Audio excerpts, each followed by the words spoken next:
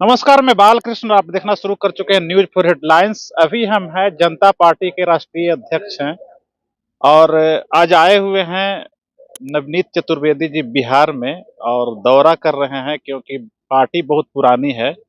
काम अभी नहीं दिख रहा है जमीन पे। तो क्या लग रहा है 2025 में कुछ नया कुछ करने की योजना है, कुछ टक्कर देंगे आप?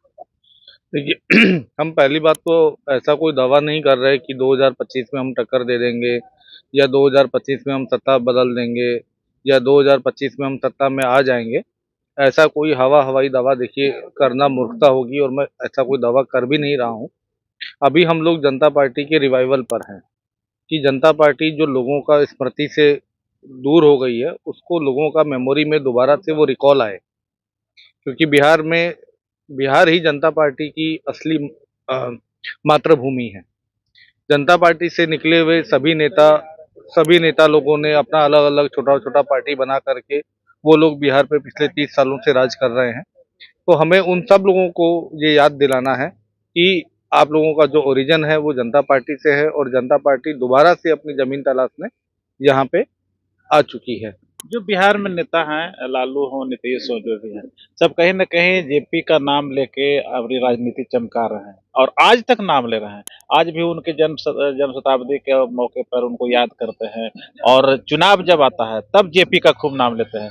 आज भी प्रशांत किशोर बिहार में हैं, तो कहीं न कहीं वो जेपी मूवमेंट की तर्ज पे आंदोलन कर रहे हैं। तो क्या लगता है कि सिर्फ जेपी के नाम को भंजाया जाता है और पब्लिक को उसके अगेंस्ट में कुछ नहीं मिलता है? देखिए, जेपी हों, चाहे कर्पूरी ठाकुर जी हों, ये सब लोग देश की धरोहर हैं। तो जो लोग देश की ऐतिहासिक धरोहर हैं, उनके ऊपर में खाली जनता पार्टी का इकलौता होल एंड सोल कॉपीराइट हो, देखिए ये तो उचित नहीं है। क्योंकि ये लोग जो महापुरुष हैं, महात्मा गांधी हो गए, अंबेडकर जी हो गए, कर्पूरी ठाकुर हुए, जयप्रकाश नारायण हुए, लोहिया जी हुए, ये हमारे देश के ऐतिहासिक पुरुष हैं ये लोग। तो इन लोगों के ऊपर में देश की सभी जनता का बराबर हक है। अब राजनीति है, सब लोग अपने-अपने मतलब के लिए, अपने-अपने स्वार्थ के लिए समय-समय पर जेपी का, लोहिया का, कर्पूरी ठाकुर जी का नाम लेते हैं, तो अब हम उन्हें रोक तो सकते नहीं हैं, क्योंकि ऐसा कहीं किसी कानून में लिखा हुआ नहीं है कि भई जेपी का, लोहिया का, कर्पूरी ठाकुर का सिर्फ़ हम ही नाम लेंगे, कोई और आदमी उसका नाम नहीं ले सकता। तो सबको नाम लेने का हक है, लेकिन तय जनता को करना है कि भई जेपी, लोहिया, कर्पूरी ठाकुर जी एक्चुअल में किस विचारधारा के लोग थे और उनके असली वारिस कौन हैं। ये जनता को तय करना है कि इनका उनका असली वारिस कौन है और उनके नाम पे नकली माला जपने वाले लोग कौन हैं। अच्छा, आप लोग क्या तैयारी है 25 के लिए? क्या कुछ रूपरेखा बना रहे हैं कि जो एक कम से कम मैसेज अभी से मिलने लगे लोगों को कि 2025 में उसका असर भी दिखने लगे? देखिए, हमने अभी हमारे कार्यक्रम में ये कहा था कि हम अभी जनता पार्टी के रिवाइवल दौर पर हैं। तो रिवाइवल दौर में हम वापस से गाँव-गाँव में जाकर के वार्ड लेवल पे, प्रखंड लेवल पे जाकर के अपनी कमेटियाँ बना रहे हैं। एक मैंने आपको लगान फ़िल्म का एग्ज़ाम्पल दिया था, जहाँ पे यदि आप ये क्रिकेट मैच जीत जाएँगे, तो आपका 2 साल का लगान माफ़ होगा, नहीं तो 3 गुना लगान दिया जाएगा। उसी तर्ज के ऊपर में वो लगान फ़िल्म बनी थी और आमिर खान ने गाँव के देहाती लोगों को, गँवार लोगों को, जिनको क्रिकेट, बैट, बल्ला उन्होंने कभी सपने में भी नहीं देखा होगा, उन्होंने उन लोगों को केवल कुछ ही 10-20 दिनों की ट्रेनिंग में उन्होंने उनको क्रिकेट खेलना सिखाया और उनको देख कर के अंग्रेज़ लोग हँसते थे, क्योंकि उनके पास में तो हाथ में पहनने वाला ग्लोव्स भी था, पैर पे बाँधने वाला पैड भी था, जूता भी था, बढ़िया बैट बल्ला भी था, इन लोगों के पास में तो कुछ नहीं था। तो उसी तरह से हमारी जो टीम है, वो एक तरह से आप समझ लीजिए कि हम लगान के आमिर खान हैं और हमारे पास में जो टीम है, वो सारी लगान की टीम है। तो हम गाँव के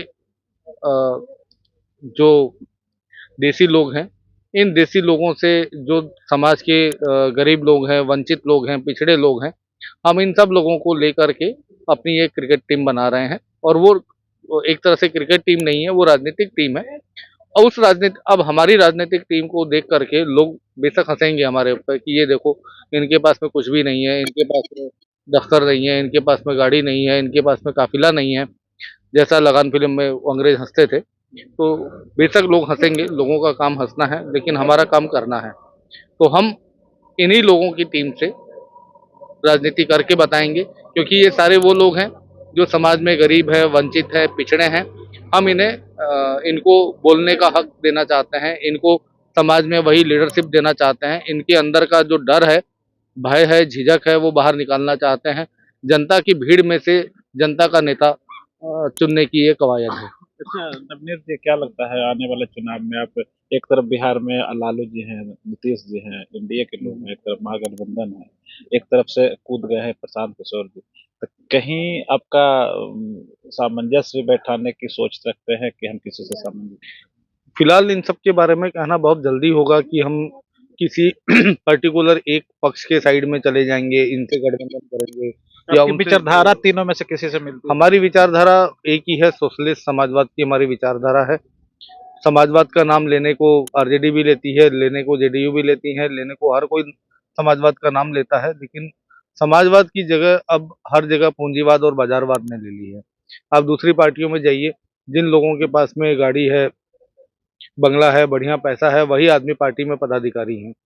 बिहार के अंदर इतनी राजनीतिक पार्टियां हैं, उन राजनीतिक पार्टियों में आप किसी भी जिला अध्यक्ष, प्रदेश अध्यक्ष, प्रदेश की कार्यकारिणी के जो सदस्य हैं, उनको उनका यदि आप प्रोफाइल देखेंगे तो आपको पता पड़ेगा, किसी के पास में फॉर्च्यूनर है, किसी के पास में इनोवा है, किसी के पास में स्कॉर्पियो है, कोई दो दो गाड़ी से चल रहा है, कोई अपने साथ में दो गो गनमैन लेके घूम रहा है, कोई चार गो गनमैन लेकर के घूम रहा है, कोई 10 गो गाड़ी का काफिला लेके चल रहा है।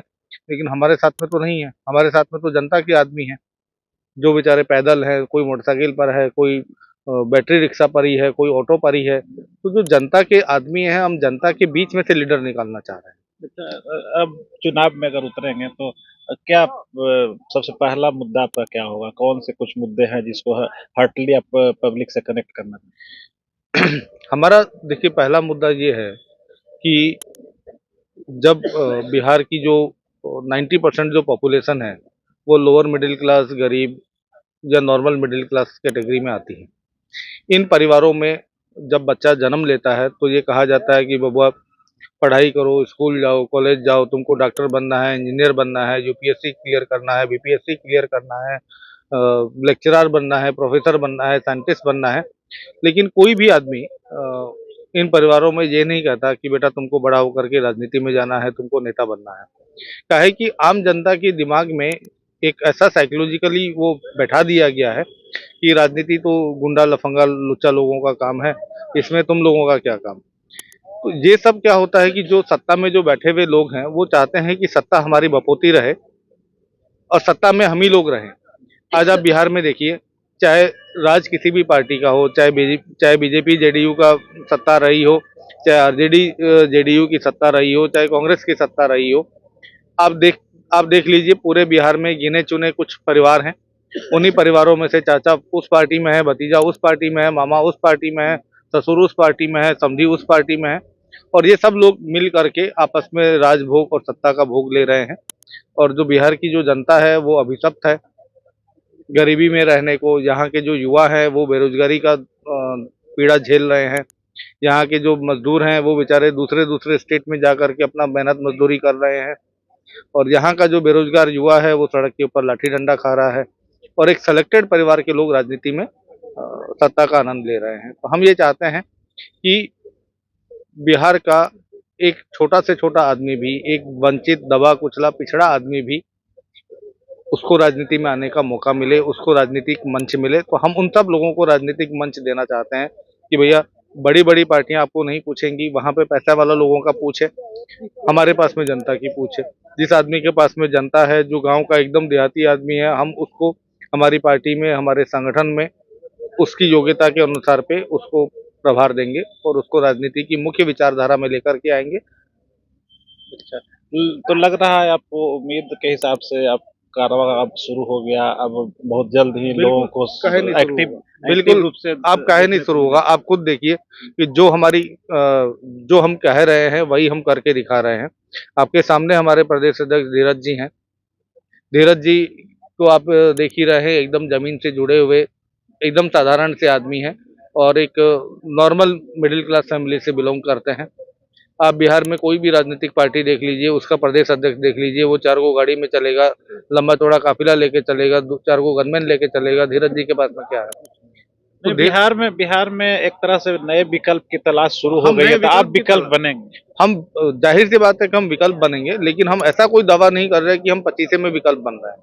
हमें संघर्ष करना पड़ेगा, हमें 5 साल तक लगातार मेहनत करनी पड़ेगी, और हमें गांव-गांव में धीरज जैसे और बाकी जो हमारे पीछे आप इतने सारे लोग देख रहे हैं, सब लोगों को हमने वार्ड वार्ड लेवल पे, गांव लेवल पे, ग्रामीण लेवल पे, नगरपालिका लेवल पे, पंचायत लेवल पे हम हर आदमियों को राजनीति में लाएंगे। उनको बोलेंगे कि भैया आपको बड़ी पार्टी वाला तो आपको पूछ नहीं रहा, तो एक काम करिए, अपना राजनीतिक वजूद बनाइए, जनता पार्टी में आकर अपना राजनीतिक वजूद बनाइए। तो ये थे नवनीत चतुर्वेदी जी, जिनका दावा है कि वो विकल्प भले ही नहीं बने, लेकिन पार्टी को मजबूत करने के लिए और युवाओं को कनेक्ट करने के लिए, गांव ग्रामीण जनता को कनेक्ट करने के लिए वो लगातार काम करने शुरू कर दिए हैं, और वो करते रहेंगे। भले ही सफलता 25 में नहीं मिले, लेकिन अगले चुनाव में जरूर सफलता मिलेगी।